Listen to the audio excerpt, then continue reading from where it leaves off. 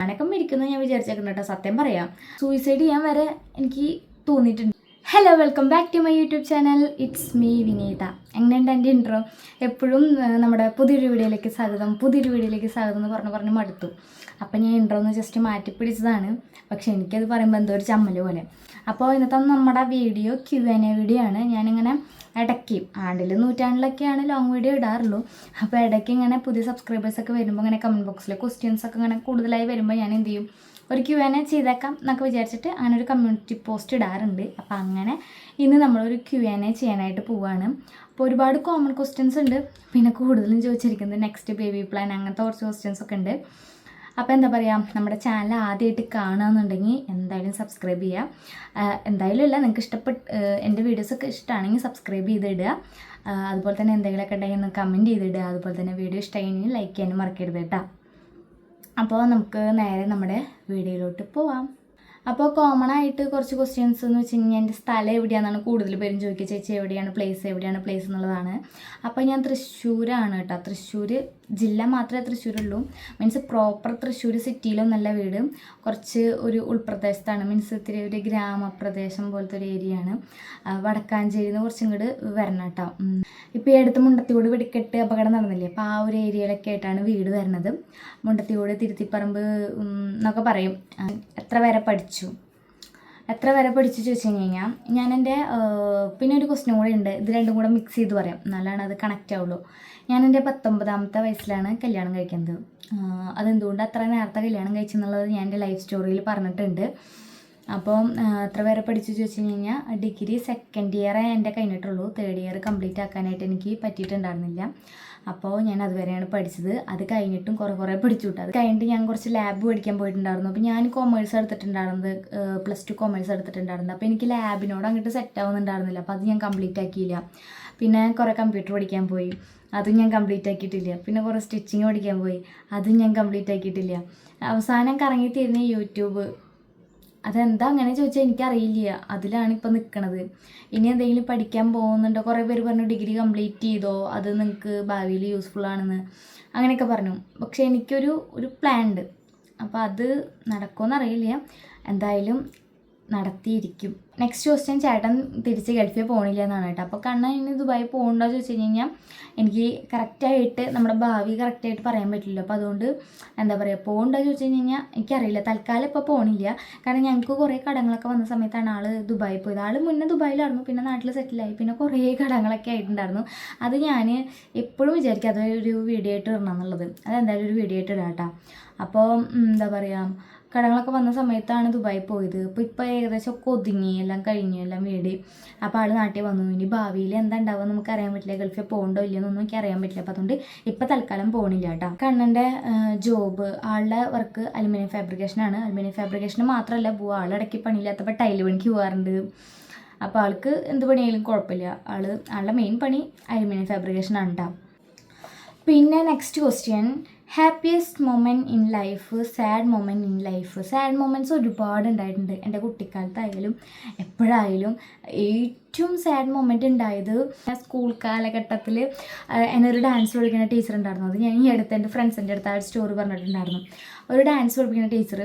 അപ്പോൾ ഞാനൊരു 5ാം ക്ലാസ്സിലാണ് ആദ്യമായിട്ടൊന്ന് ഡാൻസ് പഠിക്കാനായിട്ട് ചേരണത്. ഡാൻസ് പഠിക്കാൻ താല്പര്യമുണ്ട്. എന്നാൽ അന്ന് നമ്മളത്ര ഭംഗിയില്ല, കളറില്ല. അപ്പോൾ കളറിൻ്റെ പേരിൽ അല്ലെങ്കിൽ ഭംഗിയില്ലാത്തതിൻ്റെ പേരിൽ നീ പിന്നിൽ പോയി നിൽക്ക് അങ്ങനെയൊക്കെ പറഞ്ഞിട്ട് അതൊരു എന്താ പറയുക, ഇത്രയും പേരെ മുന്നിൽ കളിയാക്കിയ ആ ഒരു സംഭവം ഉണ്ടായിട്ടുണ്ട്. പിന്നെ എൻ്റെ +2 പഠിക്കുമ്പോൾ ഒരു ഇൻസിഡൻറ്റ് ഉണ്ടായിട്ടുണ്ട്. അന്ന് ഞാൻ ആ +2 ബിൽഡിങ്ങിൻ്റെ മുകളിൽ നിന്ന് എനിക്ക് അത്രയും സൂയിസൈഡ് ചെയ്യാൻ വരെ എനിക്ക് തോന്നിയിട്ടുണ്ട്. കാരണം അന്ന് ക്ലാസ്സിലുണ്ടായ ഒരു സംഭവം, അത് ഞാനാ ചെയ്തെന്ന് പറഞ്ഞിട്ട് ഒരു സംഭവം ഉണ്ടായിട്ടുണ്ട്. അത് എൻ്റെ മനസ്സിൽ ഇപ്പോഴും നിൽക്കുന്നുണ്ട്. ആ ഒരു ക്ലാസ്സിൽ എല്ലാവരും കളിയാക്കിയ ആ ഒരു സംഭവം അത് ഇപ്പോഴും എനിക്ക് നല്ലപോലെ ഓർമ്മയുണ്ട്. അതെന്താണെന്ന് വെച്ച് കഴിഞ്ഞാൽ ക്ലാസ്സിൽ 2 പിള്ളേരുണ്ടായിരുന്നു, ഒരു ബോയ് ഒരു ഗേൾ. അപ്പോൾ അവർ തമ്മിൽ ലൈനാന്നുള്ളത് ഒരാൾ ബെഞ്ചിൻ്റെ മുകളിൽ എഴുതി വെച്ചിട്ടുണ്ടായിരുന്നു. അന്ന് എൻ്റെ എന്തോ ഒരു പൊട്ട ബുദ്ധിക്ക് ആ ഒരു ബെഞ്ചിൻ്റെ മുകളിൽ ഞാൻ അങ്ങനെ നമ്മളെ ക്ലാസ് എടുക്കുന്നതിൻ്റെ ഇടയിൽ ഇങ്ങനെ വരയ്ക്കുന്നുണ്ടായിരുന്നു. അപ്പോൾ എൻ്റെ തൊട്ടടുത്തിരിക്കുന്ന ബെസ്റ്റ് ഫ്രണ്ട് അതൊരു ഇഷ്യൂ ആയി. എന്താ അവരുടെ പേര് ആ ബെഞ്ചിൻ്റെ മുകളിൽ എഴുതി വെച്ചത് വലിയൊരു ഇഷ്യൂ ആയി. ആരങ്ങനെ എഴുതി വെച്ച് അവർ തമ്മിൽ അങ്ങനെയൊന്നും ഇല്ലയെന്ന് തോന്നുന്നു, എനിക്ക് അറിയണ്ടായിരുന്നില്ല. അപ്പോൾ ആരങ്ങനെ എഴുതി വെച്ച് പറഞ്ഞു. അപ്പോൾ എൻ്റെ ഫ്രണ്ട് പോയി പറഞ്ഞു അത് ഞാൻ എഴുതി വെച്ചെന്ന്. സത്യം പറഞ്ഞാൽ ഞാൻ അതിൻ്റെ അപ്പുറത്ത് കോറിയാണ് വരച്ചത്. അവരുടെ പേര് ഞാനല്ല എഴുതിയത്. പക്ഷെ അവൾ കാണുമ്പോൾ അവളുടെ ഭാഗത്ത് നോക്കുമ്പോൾ ഞാൻ എഴുതി എന്നുള്ളത് തന്നെയാണ് കേട്ടോ. അപ്പോൾ പിന്നെ പിറ്റേ ദിവസം ക്ലാസ് ഫുള്ള് എന്നെ കളിയാക്കലായി. എന്താ പറയുക, എല്ലാവരും ഒരുമാതിരി ഒറ്റപ്പെടുത്തുന്ന ഒരു സംഭവം. കുറേ പേര് കൂടി കളിയാക്കുക. ഇവള് ടീച്ചറുടെ അടുത്ത് പോയി പറഞ്ഞ കാര്യം എനിക്ക് അറിയണ്ടായിരുന്നില്ല കേട്ടോ. ടീച്ചർ എൻ്റെ അടുത്ത് പേഴ്സണലായി വന്ന് സംസാരിച്ചപ്പോഴാണ് എനിക്ക് കാര്യം മനസ്സിലായത്. എന്നിട്ട് എനിക്ക് എൻ്റെ ക്ലാസ് ടീച്ചറിനെ ഭയങ്കര ഇഷ്ടമായിരുന്നു, എച്ചമ്മനെ ഭയങ്കര ഇഷ്ടമായിരുന്നു. അന്നത്തെ എച്ചമ്മൻ്റെ അടുത്ത് ഞാൻ കെട്ടിപ്പിടിച്ച് കരഞ്ഞിട്ടുണ്ട്. ഞാൻ ചെയ്തിട്ടില്ല എന്നുള്ള കാര്യം ഞാൻ പറഞ്ഞിട്ടുണ്ട്. ഞാൻ വീട്ടിൽ വന്ന് പറഞ്ഞു ഞാൻ ചെയ്തിട്ടില്ല, അങ്ങനെ ഒരു സംഭവം ഞാൻ ചെയ്തിട്ടില്ല എന്നുള്ളത്. എന്താ പറയുക, എനിക്ക് അവളോട് ദേഷ്യവും വെറുപ്പൊന്നുമില്ല. പക്ഷേങ്കിൽ എൻ്റെ അടുത്ത് ജസ്റ്റ് ചോദിക്കാമായിരുന്നു നീ ആണോ അത് എഴുതിയതെന്ന് ചോദിച്ചിട്ട് ടീച്ചറുടെ അടുത്ത് പറയാമായിരുന്നു. പക്ഷേങ്കിൽ അതെനിക്ക് ഭയങ്കര ഇപ്പോഴും എൻ്റെ മനസ്സിലത് ഓർത്തിക്കുന്നുണ്ടെങ്കിൽ അത്രയും വേദന ഉണ്ടായൊരു സംഭവമാണ്. പിന്നെ ഭയങ്കര സാഡായിട്ടുള്ളൊരു സംഭവം എന്ന് വെച്ച് കഴിഞ്ഞാൽ എൻ്റെ അച്ഛൻ, ഞാൻ എൻ്റെ ലൈഫ് സ്റ്റോറിയിൽ പറഞ്ഞിട്ടുണ്ട്, അത്യാവശ്യം നന്നായിട്ട് കുടിക്കുന്ന ഒരു ടൈപ്പ് ആളായിരുന്നു. അപ്പോൾ അച്ഛൻ്റെ കൂടെ അമ്മ ഒരു ദിവസം കല്യാണത്തിന് പറഞ്ഞയച്ചു. അമ്മ വന്നിട്ടില്ല, ഞാനും അച്ഛനും മാത്രമാണ് കല്യാണത്തിന് പോയിട്ട് തിരിച്ചു വരുന്ന സമയത്ത് എന്താ പറയുക, അച്ഛൻ നല്ല ഫിറ്റായിരുന്നു. അപ്പോൾ അച്ഛൻ അങ്ങോട്ട് പോയ ആളെല്ലാം ഇങ്ങോട്ട് വരുമ്പോൾ അച്ഛനാകെ കൂടി ഒരു സൈക്കിളുള്ളൂ കേട്ടോ. അപ്പോൾ ഈ സൈക്കിള് ഒക്കെ ഞാൻ ഉന്തിക്കൊണ്ടിരുന്നത്, കാരണം അച്ഛന് സൈക്കിൾ ചവിട്ടാൻ പറ്റുന്നില്ല. അങ്ങോട്ട് തന്നെ സൈക്കിളുമൊക്കെ വെച്ചിട്ടാണ് പോയെങ്കിൽ ഇങ്ങോട്ട് അങ്ങനെയൊന്നും അല്ലായിരുന്നു. എന്നിട്ട് ഞാൻ ഇരുട്ടത്ത് അച്ഛൻ ഇതെല്ലാം കഴിഞ്ഞിട്ട് അച്ഛൻ വന്നത് ഒരു 11:30-12 മണി. ആ നേരത്താണ് അച്ഛൻ അവിടെ നിന്ന് ഇറങ്ങിയത് തന്നെ. അന്ന് നമ്മുടെ കയ്യിൽ ഫോണൊന്നും ഇല്ലല്ലോ, അമ്മേനെ വിളിച്ച് സംസാരിക്കാനോ ഒന്നിനും ഫോണില്ല. എന്താ പറയുക, അന്ന് എന്താ ചെയ്യേണ്ടതെന്ന് അറിയില്ല. അങ്ങനെ പാടത്തുകൂടെ ഞങ്ങളിങ്ങനെ വരിക. ആ പാടത്താണ് കണ്ണൻ്റെ വീട് കേട്ടോ. അതെങ്ങനെ സംഭവം എന്ന് എനിക്കറിയില്ല. അപ്പോൾ അന്ന് നമ്മൾ കണ്ണനൊന്നും അറിയില്ല. ഞാൻ ചിലപ്പോൾ 5ാം ക്ലാസ്സിലോ 6ാം ക്ലാസ്സിലാണ് പഠിക്കുന്നത്. അങ്ങനെ വരുമ്പോൾ അച്ഛൻ അവിടെ വീണു, പാടത്ത് വീണു, അച്ഛൻ വീണു. എനിക്ക് എന്താ ചെയ്യേണ്ടതെന്ന് അറിയില്ല, കാരണം എൻ്റെ കയ്യിലൊരു സൈക്കിൾ മാത്രമേ ഉള്ളൂ. മൊത്തം ഇരുട്ട്, പാടത്തൊരു 12 മണി നേരത്ത് മൊത്തം ഇരുട്ട്. ഇങ്ങനെ നിൽക്കുക, എന്താ ചെയ്യേണ്ടതെന്ന് അറിയാണ്ട് നിൽക്കുക. എനിക്ക് വീട്ടിൽ പോവാൻ വഴി അറിയോ ചോദിച്ചാൽ വഴി അറിയില്ല. സൈക്കിള്, അച്ഛൻ, ഞാൻ ഇങ്ങനെ 12 മണി നേരത്ത് ഇങ്ങനെ നിൽക്കുക. കരച്ചിലൊക്കെ വരുന്നുണ്ട്. അന്നേരത്ത് ബൈക്കിൻ്റെ മുകളിൽ ഒരു 2 ചേട്ടന്മാർ അങ്ങോട്ട് പാസ് ചെയ്ത് പോയി. അത് ഇന്നത്തെ കാലത്താണ്, അതായത് ഇപ്പോൾ ഈ 2015 ശേഷമാണെങ്കിൽ ഇപ്പോഴത്തെ കാലഘട്ടത്തിൽ പെൺകുട്ടികൾക്ക് എന്താ രാത്രി സംഭവിക്കുക എന്നുള്ളത് അറിയാമല്ലോ. അപ്പോൾ അന്നത്തെ ആ ഒരു സമയത്ത് ആ ചേട്ടന്മാർ അങ്ങോട്ട് പാസ് ചെയ്ത് പോയിട്ട് കുറച്ച് കഴിഞ്ഞപ്പോൾ തിരിച്ച് പാസ് ചെയ്ത് പോയി. എനിക്ക് ആകെ ടെൻഷനായി. കുറച്ച് കഴിഞ്ഞപ്പോൾ എൻ്റെ മുന്നിൽ വണ്ടി നിർത്തിയിട്ട് പറഞ്ഞു, ഞങ്ങളറിയണ ചേട്ടന്മാർ തന്നെയായിരുന്നു കേട്ടോ. അപ്പോൾ വീട്ടിൽ കൊണ്ടാക്കിയാലെന്ന് പറഞ്ഞു. അന്ന് ഞാൻ അവരെ വണ്ടിയുടെ മുകളിൽ കയറി, എന്നെ വീട്ടിൽ കൊണ്ടാക്കി തന്നു.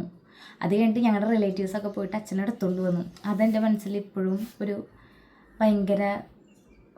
ഭയങ്കരമായിട്ട് നിൽക്കണ, അങ്ങനെ കുറേ സാഡ് മൊമെൻറ്റ്സ് ഉണ്ടായിട്ടുണ്ട് കേട്ടോ, കുറേ ഉണ്ടായിട്ടുണ്ട്. ഹാപ്പിയസ്റ്റ് മൊമെൻറ്റ്സ് ഇൻ ലൈഫ് എന്ന് പറഞ്ഞാൽ ഫസ്റ്റ് യൂട്യൂബ് ഏണിങ്സ് കിട്ടിയത്. പിന്നെ യൂട്യൂബിൽ നിന്ന് ഏറ്റവും വലിയൊരു, അതായത് എന്നെ സംബന്ധിച്ച് ഇതുവരെ കിട്ടിയതിൽ വലിയൊരു എമൗണ്ട് എനിക്ക് കിട്ടിയിട്ടുണ്ട്. അതൊക്കെ ഭയങ്കര ഹാപ്പി ആയിരുന്നു. പിന്നെ കുക്കു ഉണ്ടായതിന് ശേഷം ഭയങ്കര പ്രശ്നങ്ങളും കാര്യങ്ങളൊക്കെ ആയിരുന്നു. പക്ഷേ കുക്കു ലൈഫിൽ വന്നതിന് ശേഷം ഒരുപാട് എന്താ പറയുക, വന്ന സമയത്ത് കുറച്ച് ബുദ്ധിമുട്ടൊക്കെ ഉണ്ടായിരുന്നു. അതായത് അവൻ ജനിച്ചിട്ട് ഒരു കൊല്ലം 1.5 കൊല്ലം ഭയങ്കര ബുദ്ധിമുട്ടായിരുന്നു. അതിന് ശേഷം ഭയങ്കര എന്താ പറയുക, ഇപ്പോൾ ഈ ഒരു നിലയിലെത്താൻ പറ്റിയതൊക്കെ എൻ്റെ ഒരു ലക്കായിട്ട് ഞാൻ കുക്കുവിനെ കാണുന്നത്. കുക്കുവിന് എത്രാം ക്ലാസ്സിലോട്ടാണെന്ന് ചോദിച്ചിട്ടുണ്ട്. കുക്കുവിന് UKG-ലോട്ടാണ് പോകുന്നത്. പിന്നെ പെണ്ണ് കാണൽ എക്സ്പീരിയൻസ്. പെണ്ണ് കാണൽ എൻ്റെ ഡിഗ്രി കാലഘട്ടം മുതൽ പെണ്ണ് കാണൽ സ്റ്റാർട്ട് ചെയ്തിട്ടുണ്ട്. ഡിഗ്രി ഫസ്റ്റ് ഇയർ തൊട്ടിട്ട് പെണ്ണ് കാണൽ സ്റ്റാർട്ട് ചെയ്തിട്ടുണ്ട്. അപ്പോൾ എന്താ പറയുക, എൻ്റെ ഏറ്റവും എനിക്ക് ഭയങ്കര മോശമായിട്ട് തോന്നിയൊരു എക്സ്പീരിയൻസ്, പെണ്ണ് കാണാൻ വരുന്നുണ്ടെന്ന് അപ്പം വിളിച്ച് പറഞ്ഞിട്ടൊന്നും ഉണ്ടായിരുന്നില്ല കേട്ടോ. അപ്പം അന്ന് ഞാൻ തലയിൽ തോനെ എണ്ണയൊക്കെ തേച്ച്, മുഖത്തൊക്കെ എണ്ണയൊക്കെ തേച്ച് ചെടി നടുകയാണ് ഉമ്മർത്ത്. അപ്പം അമ്മയുണ്ട്, അനിയത്തിയുണ്ട്, ഞാനുണ്ട്. അങ്ങനെ 3 കൂടി ചെടി നടുക, കുളിക്കാൻ വേണ്ടിയിട്ട്. മുഖത്തൊക്കെ എണ്ണ, തലയിൽ ഫുൾ എണ്ണ. അപ്പം അന്നത്തെ ആ ഒരു സമയത്തെന്ന് വെച്ച് കഴിഞ്ഞാൽ തോനെ എണ്ണ തേക്കും തലയിൽ. അമ്മയാണ് കൂടുതൽ തേച്ച് തരിക. അമ്മയ്ക്ക് തലയിൽ ഇങ്ങനെ എന്താ പറയുക, അങ്ങനെ തോനെ എണ്ണയൊക്കെ ഇട്ട് കുളിപ്പിക്കുന്നതാണ് ഇഷ്ടം. അന്ന് തോനെ മുടി ഉണ്ടായിരുന്നു കേട്ടോ. എൻ്റെ പഴയ വീഡിയോസൊക്കെ നോക്കിയാൽ അറിയാം, അമ്മ എണ്ണ വെച്ച് കുളിപ്പിച്ച് കഴിഞ്ഞാൽ തോനെ മുടിയൊക്കെ ഉണ്ടാവും. അങ്ങനെ ഇരിക്കുമ്പോൾ വണ്ടിയുമേ 2 ചേട്ടന്മാർ, സ്കൂട്ടിയുമേ 2 ചേട്ടന്മാർ വന്നു. അപ്പം അന്നേരത്ത് ഇതെന്ത് സംഭവം എന്ന് അറിയണ്ടായിരുന്നില്ല. അപ്പോൾ ഇതല്ലേ വിശുംബരൻ്റെ വീട് ഇതല്ലേ ചോദിച്ചു. അതെ, പെണ്ണ് കാണാൻ വന്നു. ഒരു ഒറ്റ ഓട്ടകത്തേക്ക് സംഭവം എന്താ പറയുക, ഞാൻ ഇതൊക്കെ എൻ്റെ ഫ്രണ്ട്സിൻ്റെ അടുത്ത് പറയട്ടെ. കാരണം ആ ഒരു ക്ലാസ്സിൽ എന്നെയാണ് ഫസ്റ്റ് മാരേജ് ചെയ്യുന്നത്. അപ്പോൾ ഞാൻ പെണ്ണ് കാണാൻ വന്ന എക്സ്പീരിയൻസ് ഒക്കെ ഞാൻ എൻ്റെ ഫ്രണ്ട്സിൻ്റെ അടുത്ത് പറയും. ഇവർ ചോദിക്കട്ടെ നല്ല ചേട്ടനാണോ എങ്ങനെയുണ്ട് ചേട്ടൻ കാണാൻ, ഓരോരോ കഥകളൊക്കെ ഞാൻ അവരുടെ അടുത്ത് പോയി പറയട്ടെ. അപ്പം ഈ ചേട്ടൻ്റെ പെണ്ണുകളിലാണ്, കണ്ണൻ്റെ പെണ്ണുകൾ വേറെ, ഈ ചേട്ടൻ്റെ പെണ്ണുകളിലാണ് എൻ്റെ ലൈഫിൽ എന്താ പറയുക ഒരു വലിഞ്ഞ പെണ്ണുകളിലെന്ന് വേണമെങ്കിൽ പറയാം. എന്നിട്ട് എന്തുണ്ടായെന്ന് വെച്ച് കഴിഞ്ഞാൽ റൂമിലേക്ക് ഓടിയ റൂമെന്ന് വെച്ച് കഴിഞ്ഞാൽ അമ്മയുടെ അച്ഛൻ്റെ റൂം. അവിടെ എൻ്റെ ഒരു ഒറ്റ മേക്കപ്പ് സാധനങ്ങളും ഇല്ല, ഒന്നുമില്ല. അപ്പം ഞാൻ നമ്മുടെ അടുത്ത് പറയാം, അമ്മ അവരോട് പോകാൻ പറയുമ്പോൾ നാളെ വരാൻ പറയും. ഞാൻ കുളിച്ചിട്ടില്ല. പിന്നെ അകത്താണ് ബാത്റൂം ആകെ കൂടിയുള്ളത്. അവർ ഹാളിലായിരിക്കുന്നത്, ഹാളിൻ്റെ ഇപ്പുറത്തെ ബാത്റൂം. അപ്പോൾ അവർ പറഞ്ഞു അമ്മയ്ക്കാണെങ്കിൽ ഒന്നും സംസാരിക്കാനും അറിയില്ല. അപ്പോൾ അന്നേരത്ത് എൻ്റെ അടുത്ത് അമ്മ പറഞ്ഞു ഡ്രസ്സ് മാറിയിട്ട് വേഗം വന്നു. ഡ്രസ്സ് ഇരിക്കുന്നത് അമ്മയുടെ അച്ഛൻ്റെ റൂമിലാണ്. ഡ്രസ്സ് എടുത്തു. ഈ തലയത്തെ എണ്ണ പോണ, മുഖത്തെ എണ്ണ പോണ. എന്നിട്ട് അമ്മ അപ്പുറത്തെ റൂമിൽ നിന്ന് ഇപ്പുറത്തെ റൂമിലേക്ക് അവരെ മുന്നിൽ കൂടെ പാസ് ചെയ്ത് പോയിട്ട് അന്ന് ഫെയർ ആൻഡ് ലവ്ലി എടുത്തു കൊടുന്നു. അപ്പോൾ പൗഡർ എടുത്തു കൊടുന്നു. അത് കഴിഞ്ഞിട്ട് പിന്നെ അമ്മ ഈ റൂമിലേക്ക് വന്നിട്ട് പൊട്ടെടുത്തിട്ട് അപ്പുറത്തെ റൂമിലേക്ക് കൊണ്ടുവന്നു. അത് കഴിഞ്ഞിട്ട് അമ്മ വേറെ കമ്മലെടുത്തിട്ട് കൊണ്ടുവന്നു. എന്നിട്ട് അമ്മ പറയുന്നത് എനിക്ക് വയ്യാട്ടം നിന്നെ പെണ്ണ് കാണിക്കാനായിട്ട്. അങ്ങനെ അവസാനം ഒരു വഴിഞ്ഞ രീതിയിൽ ഒരുങ്ങിയിട്ട് ആ ചെക്കൻ്റെ മുന്നിൽ അങ്ങോട്ട് പോയി നിന്നു. അതാണ് എൻ്റെ ലൈഫിൽ എന്താ പറയുക ഒരു വഴിഞ്ഞ പെണ്ണുങ്ങളുണ്ടായത്. എനിക്കതിപ്പോൾ ഇപ്പോഴും ആലോചിക്കുമ്പോൾ എന്തോ പോലെയാ. നമ്മുടെ കണ്ണൻ ചേട്ടൻ്റെ പെണ്ണുകളിൽ എനിക്ക് അങ്ങനെ എന്താ പറയുക ഒരു വഴിഞ്ഞ എക്സ്പീരിയൻസ് ഒന്നും ഇല്ല കേട്ടോ. കാരണം എൻ്റെ അച്ഛനും കണ്ണൻ്റെ അച്ഛനും കൂട്ടുകാരന്മാരും വെച്ചാൽ പ്രായം കൊണ്ടല്ല, അങ്ങനെ ലോട്ടറി എടുക്കാൻ പോകുമ്പോഴും അങ്ങനെയുള്ളൊരു കൂട്ടുകാരന്മാരായിരുന്നു. അപ്പോൾ അങ്ങനെ വന്ന് പെണ്ണ് കണ്ടതാണ്. പക്ഷേ ഈ ഒരു പെണ്ണുകൾ ലവ് മാരേജാണോ അറേഞ്ച്ഡ് മാരേജാണോ എന്ന് ചോദിച്ചിട്ടുണ്ട്. ഞാൻ എൻ്റെ അറേഞ്ച്ഡ് മാരേജാണ്. പക്ഷെ ഞങ്ങൾ വീടിൻ്റെ അടുത്താണ് വീട്. അതായത് ഒരു കിലോമീറ്റർ തികച്ചില്ല ഞങ്ങളുടെ വീട്ടിലേക്ക്. അപ്പോൾ 1 കിലോമീറ്റർ ഉണ്ടാവും കേട്ടോ. അപ്പോൾ എന്താ പറയുക എല്ലാവരും വീട് അടുത്തടുത്താന്ന് പറയുമ്പോൾ ലവ് മാരേജാണോ ചോദിക്കും. പക്ഷേ അറേഞ്ച്ഡ് മാരേജാണ്. ഞങ്ങൾ ആ വീടിൻ്റെ മുന്നിൽ കൂടെയൊക്കെ പാസ് ചെയ്ത് പോയിട്ടുണ്ട്. പക്ഷേ ഇങ്ങനൊരു മനുഷ്യനെ ഞാൻ ഇന്നവരെ ആ വീട്ടിൽ കണ്ടിട്ടില്ല. അവരുടെ വീട് ഞാൻ ശ്രദ്ധിച്ചിട്ടില്ല കേട്ടോ. പിന്നെ യൂട്യൂബർ ആയതിനു ശേഷം ലൈഫിൽ വന്ന മാറ്റങ്ങൾ, ഒരുപാട് മാറ്റങ്ങൾ ഉണ്ടായിട്ടുണ്ട്. ഞാൻ പറഞ്ഞല്ലോ കല്യാണം കഴിഞ്ഞിട്ട് കുക്കു ഉണ്ടായതിന് ശേഷമൊക്കെ ഭയങ്കര എന്താ പറയുക ഫിനാൻഷ്യൽ ക്രൈസിസിലൂടെ കടന്നു പോകുന്ന ഒരു സിറ്റുവേഷൻ ആയിരുന്നു. അത് ഞങ്ങൾ അങ്ങനെ ഉണ്ടാക്കിയ ഒരു സംഭവമാണ്. എന്താ പറയുക പൊട്ടത്തരം കൊണ്ട് കുറച്ച് സംഭവങ്ങളൊക്കെ പറ്റിപ്പോയി. അത് ഞാൻ വേറൊരു വീഡിയോ ആയിട്ട് ഇടാം. അത് ആരും ചെന്ന് ചാടാതിരിക്കുക. അങ്ങനെ കുറേ പ്രശ്നങ്ങളൊക്കെ ഉണ്ടായി. അപ്പം ഒരിക്കലും ഞാൻ വിചാരിച്ചിട്ടില്ല ഒരു യൂട്യൂബ് ചാനലിൽ കയറി പറ്റിപ്പെടാൻ പറ്റുമെന്ന് ഞാൻ വിചാരിച്ചിട്ടില്ല. ഏണിങ്സ് കിട്ടുമെന്ന് വിചാരിച്ചിട്ടില്ല. എൻ്റെ ഏണിങ്സിലൂടെ കുറേ കടങ്ങൾ വീട്ടാൻ പറ്റുമെന്ന് വിചാരിച്ചിട്ടില്ല. എനിക്ക് സ്വന്തമായി ഒരു സേവിങ്സ് ഉണ്ടാക്കാൻ പറ്റുമെന്ന് വിചാരിച്ചിട്ടില്ല. ഇന്നേ വരെ ഞാൻ എൻ്റെ ഒരു ആവശ്യത്തിന് ഒരാളുടെ അടുത്തത് മാരേജ് കഴിഞ്ഞിട്ട് ഈ ഒരു യൂട്യൂബിലേക്ക് ഇറങ്ങിയതിന് ശേഷം ഇന്നേ വരെ എൻ്റെ ഒരു ആവശ്യത്തിന് ഞാൻ വേറൊരാളുടെ അടുത്ത് കൈ നീട്ടിയിട്ടില്ല. നമ്മുടെ കയ്യിൽ സ്വന്തമായിട്ട് പൈസ വേണം. അത് ആണായിക്കോട്ടെ പെണ്ണായിക്കോട്ടെ അങ്ങനെ ആരായിക്കോട്ടെ. ഒരു പ്രായം കഴിഞ്ഞ് കഴിഞ്ഞാൽ നമ്മുടെ കയ്യിൽ സ്വന്തമായിട്ട് പൈസ ഇല്ലെങ്കിൽ നമുക്ക് എവിടെയും വില ഉണ്ടാവില്ല. അതുപോലെ തന്നെ വേറൊരു സംഭവം എന്ന് വെച്ച് കഴിഞ്ഞാൽ നമ്മുടെ ഇഷ്ടങ്ങളൊക്കെ ഒതുക്കി കളയേണ്ടി വരും. നമ്മുടെ കുറേ ഇഷ്ടങ്ങളൊക്കെ അവരുടെ കയ്യിൽ പൈസ ഇല്ലെങ്കിലോ വിചാരിച്ചിട്ട് നമ്മൾ മാറ്റി വയ്ക്കും. പക്ഷെ നമ്മുടെ കയ്യിൽ സ്വന്തം പൈസ ഉണ്ടെങ്കിൽ നമ്മുടെ ഇഷ്ടങ്ങൾ നടത്താം. അവർക്കും ഒപ്പം എന്തെങ്കിലുമൊക്കെ വാങ്ങിക്കൊടുക്കാം. നമുക്ക് അവരെ ഹെൽപ്പ് ചെയ്യാം. നമ്മുടെ മോൻ്റെയും നമ്മുടെ മക്കളുടെയൊക്കെ കാര്യങ്ങൾ നമുക്ക് നോക്കാം. കടയിൽ പോയി ഇന്നൊരു സാധനം ഇഷ്ടപ്പെട്ട് കഴിഞ്ഞ് കഴിഞ്ഞാൽ ഇപ്പോൾ യൂട്യൂബർ ആയതിന് ശേഷം ഇപ്പോഴത്തെ ഒരു കാര്യമാണ് കേട്ടോ പറയുന്നത്. എന്താ പറയുക പ്രൈസ് ടാഗ് നോക്കാതെ ഒരു സാധനം വാങ്ങാൻ പറ്റുന്നുണ്ടെങ്കിൽ അതെനിക്ക് യൂട്യൂബ് വന്നതിന് ശേഷമാണ് കേട്ടോ. പിന്നെ മന്ത്ലി ഇൻകം അങ്ങനെ എന്താ പറയുക അങ്ങനെ കറക്റ്റായ ഒരു ഇൻകം യൂട്യൂബിനില്ല. അത് നമ്മൾ വീഡിയോ ചെയ്യണതിനനുസരിച്ചും വ്യൂസിനനുസരിച്ചിട്ടൊക്കെയാണ് യൂട്യൂബിലെ ഇൻകം കേട്ടോ. എന്താ പറയുക വ്യത്യാസം ഉണ്ടാവും, വേരിയേഷൻ ഉണ്ടാവും. ഫസ്റ്റത്തെ ഇൻകം 17,000 ആയിരുന്നു. പിന്നെ അവിടെ നിന്ന് അങ്ങോട്ട് കുറവുണ്ടായിരുന്നു, കൂടുതലുണ്ടായിരുന്നു. മിനിമം നമുക്ക് $100 ഉണ്ടെങ്കിലേ യൂട്യൂബ് നമുക്ക് ക്യാഷ് തരുള്ളൂ. പിന്നെ ഇപ്പോൾ അഫിലിയേഷൻ പ്രോഗ്രാമൊക്കെ ഉള്ള കാരണം ഇത്തിരി ഏണിങ്സ് ഉണ്ട്. ചാനൽ തുടങ്ങിയപ്പോൾ വീട്ടിൽ ഇതിനെ പറ്റിയിട്ട് വലിയ കാര്യത്തിൽ അവർക്ക് അറിയില്ല. ഞാൻ അങ്ങനെ പറയും അമ്മ ഈ ലൈൻ ഇങ്ങനെ കംപ്ലീറ്റ് ആയി എനിക്ക് ഇവർക്ക് ഈ മോണിറ്റൈസേഷൻ എന്ന് പറഞ്ഞാൽ എന്താണെന്ന് അറിയില്ല. അതുപോലെ തന്നെ ഈ ലൈൻ കംപ്ലീറ്റ് ആയി കഴിഞ്ഞാൽ എന്താ നടക്കുക, എങ്ങനെ പൈസ കിട്ടുമെന്നൊന്നും അറിയണ്ടായിരുന്നില്ല. അപ്പോൾ എനിക്ക് മാത്രം ഇതിനെപ്പറ്റി അറിയണ്ടായിരുന്നുള്ളൂ. അപ്പോൾ ഞാൻ അമ്മ ഈ ലൈൻ ഇങ്ങനെ കംപ്ലീറ്റ് ആയി കഴിഞ്ഞാൽ പൈസ കിട്ടും. അപ്പോൾ അമ്മ ചോദിക്കും ഈ ലൈൻ എപ്പാവാന. അതുപോലെ തന്നെ എൻ്റെ റിലേറ്റീവ്സ് ആയാലും കളിയാക്കിയിട്ടുണ്ട് ഈ ലൈനൊന്നും ആവില്ല, അവൾക്കൊന്നും യൂട്യൂബിൽ വലിയ പെട്ടെന്ന് കയറിപ്പറ്റില്ല അങ്ങനെയുള്ളത്. പിന്നെ ട്രിപ്പ് പോകണില്ലേ, കുക്കുനും കൊണ്ട് ട്രിപ്പ് പോകണ്ടെന്ന് വെച്ചിട്ട് നമ്മളിങ്ങനെ വലിയ വലിയ മറ്റേ മലേഷ്യ, ലക്ഷദ്വീപ് അങ്ങോട്ട് ഒന്നും പോകണില്ല. ചെറിയ സ്ഥലത്തേക്ക് പോവും. അതും നമ്മളൊരു സർപ്രൈസ് ആയിട്ടുള്ള ഒരു ട്രിപ്പാണ്. അത് ഞാൻ വഴിയെ വീഡിയോയിൽ പറയാട്ടാം. എൻ്റെ ഫിനാൻഷ്യൽ ക്രൈസിസ് എങ്ങനെയാണ് ഓവർകം ചെയ്തത് എന്നുള്ളതാണ്. അത് ഞാൻ ഒരു വീഡിയോ ആയിട്ട് പറയാട്ടാം. എന്താണ് സംഭവം, എൻ്റെ ലൈഫിൽ എങ്ങനെയാണ് ഇത്രയും കടങ്ങൾ വന്നെന്നുള്ളത് ഞാൻ പറയാം. ആരും ചെന്ന് ചാടാതിരിക്കാൻ വേണ്ടി ഞാൻ സ്പെഷ്യലായിട്ടൊരു വീഡിയോ ഇടുന്നതായിരിക്കും. പിന്നെ വീടിൻ്റെ റെൻറ്റ്, ഇപ്പോൾ താമസിക്കുന്ന വീടിൻ്റെ റെൻറ്റ് 8K 8,000 രൂപയാണ്.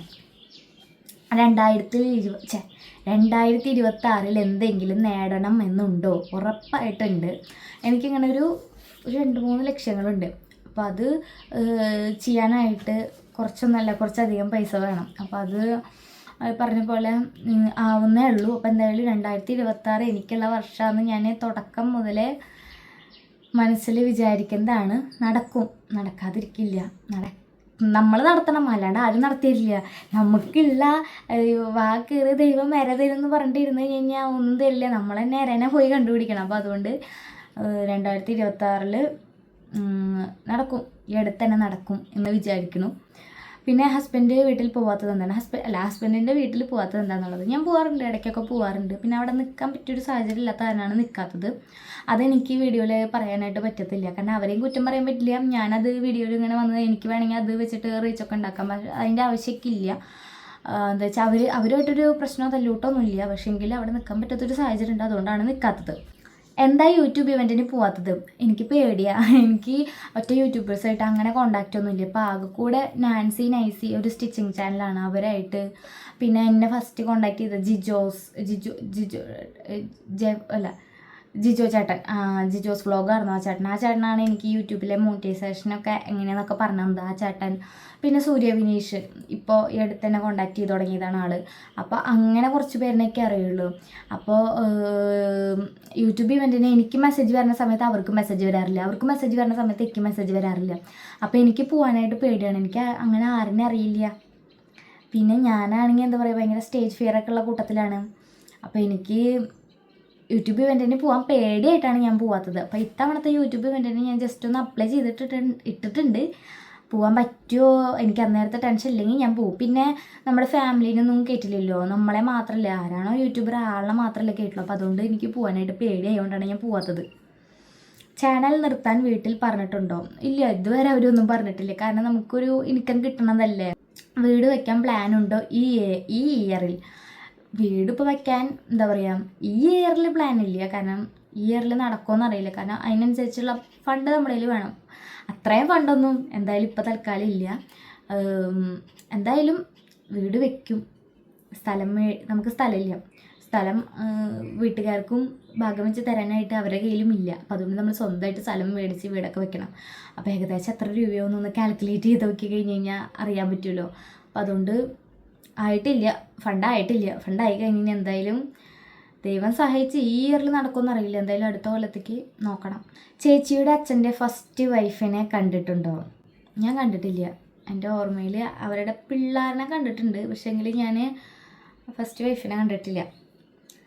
ലൈഫിൽ ഒരിക്കലും നേടാൻ കഴിയില്ല എന്ന് തോന്നിയിട്ട് പിന്നീട് നേടിയെടുത്ത എന്തെങ്കിലും കാര്യമുണ്ടോ? അതായത് ലൈഫിൽ ഞാൻ പറയട്ടെ, ആ ഒരു കുക്കു ജനിച്ചതിന് ശേഷം ഒരു ലോഡ് കടങ്ങൾ ഞങ്ങളുടെ തലയ്ക്ക് വന്നിട്ടുണ്ടായിരുന്നു. ഒരു മാസം 44,000 54,000 രൂപയൊക്കെ ഞങ്ങൾ ഈ അടവടച്ച് പോയിരുന്നു. അപ്പോൾ എൻ്റെ ഗോൾഡൊക്കെ പോയിട്ടുണ്ടായിരുന്നു. അപ്പോൾ അന്നേരത്ത് എന്താ പറയുക, ഒരിക്കലും ഞാൻ വിചാരിച്ചിട്ടില്ല. ഞാനൊക്കെ മരിക്കുന്നത് ഞാൻ വിചാരിച്ചേക്കണം കേട്ടോ, സത്യം പറയാം. ആ കടങ്ങളൊക്കെ വീട്ടി ഇങ്ങനെ ഈ ഒരു നിലയിൽ എത്താൻ പറ്റുമെന്ന് ഞാൻ സത്യം പറഞ്ഞാൽ വിചാരിച്ചിട്ടില്ല കേട്ടോ. അപ്പോൾ അതാണ് എൻ്റെ ലൈഫിലൊരു നേടിയെടുക്കുക. അതായത് ആ ഒരു സിറ്റുവേഷൻ ഓവർകം ചെയ്ത് ഇങ്ങനൊരു നിലയിൽ എത്തിപ്പെടാൻ പറ്റുമെന്ന് ഞാൻ വിചാരിച്ചിട്ടുണ്ടായിരുന്നില്ല. ഇനി കണ്ണൻ നാട്ടിലോട്ട് വന്നപ്പോൾ ലൈഫിൽ എത്രത്തോളം മാറ്റം ഉണ്ടായി. കണ്ണൻ കഴിഞ്ഞ തവണ ദുബായിൽ നിന്ന് വന്ന സമയത്ത് ഞാൻ ഫുള്ള് കരച്ചിലായിരുന്നു. പറഞ്ഞാൽ ഫുള്ള് നിർത്താതെയുള്ള കരച്ചിലായിരുന്നു. കാരണം അങ്ങനെയായിരുന്നു ആ ഒരു സിറ്റുവേഷൻ.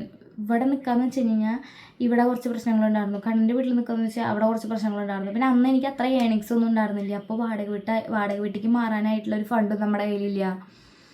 അപ്പം മൊത്തത്തിൽ എവിടെ നിൽക്കാൻ പറ്റാത്തൊരവസ്ഥയായിരുന്നു. അന്നാണ് ഞങ്ങൾ കണ്ണൂർക്ക് ട്രിപ്പൊക്കെ പോയിട്ടുണ്ടായിരുന്നത്. കാരണം എവിടെയും നിൽക്കാൻ പറ്റില്ല. അപ്പോൾ അതുകൊണ്ട് ഞങ്ങൾ എവിടേക്കെങ്കിലൊക്കെ പോയി അങ്ങനെ. അപ്പോൾ അന്ന് ഫുള്ള് കരച്ചിലായിരുന്നു. ഇപ്പോൾ ഈ സമയത്ത് എന്താ പറയുക, കൂടെ ഉള്ളത് നല്ലതാണ്. കാരണം എന്താ വെച്ച് കഴിഞ്ഞാൽ നമ്മളിപ്പോൾ ഒരുമിച്ച് ജീവിക്കേണ്ട ഒരു പ്രായമല്ലേ, അപ്പം അതുകൊണ്ട് കൂടെ ഉള്ളത് നല്ലതാണെന്ന് തോന്നിയിട്ടുണ്ട്. ഞങ്ങൾ കസിൻസാണോ, ഞാനും കണ്ണനും കസിൻസാണോ എന്ന് ചോദിച്ചിരിക്കണം. അത് മിക്കവരും ചോദിക്കാറുണ്ട്. ഞാനൊക്കെ മറ്റേ പ്രസവിച്ച് ഹോസ്പിറ്റലിൽ കിടക്കുമ്പോൾ അടുത്തുള്ള ബെഡിലത്തെ കുറേ പേര് ചോദിച്ചിട്ടുണ്ട്, ഇവർ ചേട്ടനും അനിയത്തിയാണോ ചേട്ടനും അനിയത്തിയാണോ എന്നുള്ളത്. എനിക്ക് തോന്നി, എൻ്റെ ഒരു തോന്നലാണോ എന്ന് എനിക്കറിയില്ല, ഈ കല്യാണം കഴിഞ്ഞാൽ മിക്ക ഭാര്യയും ഭർത്താക്കന്മാരും ഒരു മുഖച്ചായ ഉണ്ടാവാറുണ്ട്. എനിക്ക് തോന്നണതാണോ എന്നറിയില്ല, അങ്ങനെ എനിക്ക് തോന്നിയിട്ടുണ്ട് കേട്ടോ. പിന്നെ വേറൊരു ക്വസ്റ്റ്യനാണ്, നെക്സ്റ്റ് ബേബി പ്ലാൻ. അത് എന്താ പറയുക, നമ്മളുടെ ഇപ്പോഴത്തെ ഒരു സിറ്റുവേഷനിൽ വേറൊരു ബേബീനെ നമ്മൾ കൊണ്ടുവരാനായിട്ട് ഇപ്പം ആഗ്രഹിക്കുന്നില്ല. ബേബി വേണ്ടാന്നല്ല, കുക്കുവിനൊരു കൂട്ട് വേണം, പക്ഷെങ്കിൽ ഇപ്പോഴല്ല. നമ്മുടെ ഇപ്പോഴത്തെ ഒരു സിറ്റുവേഷനിൽ എന്തായാലും ഒരു ബേബിനെ കൊണ്ടുവരാനായിട്ട് വിചാരിക്കണില്ല. കാരണം കുക്കു വന്നപ്പോൾ തന്നെ ഞങ്ങൾക്ക് കുക്കുവിനെ മര്യാദയ്ക്ക് നോക്കാൻ പറ്റുമോ?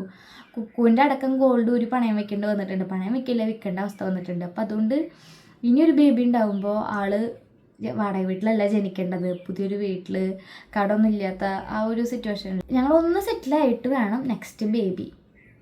ഓക്കെ, അപ്പോൾ എന്താ പറയുക, Q&A ഇത്രയൊക്കെയാണ് ക്വസ്റ്റ്യൻസ് വന്നിട്ടുണ്ടായിരുന്നത്.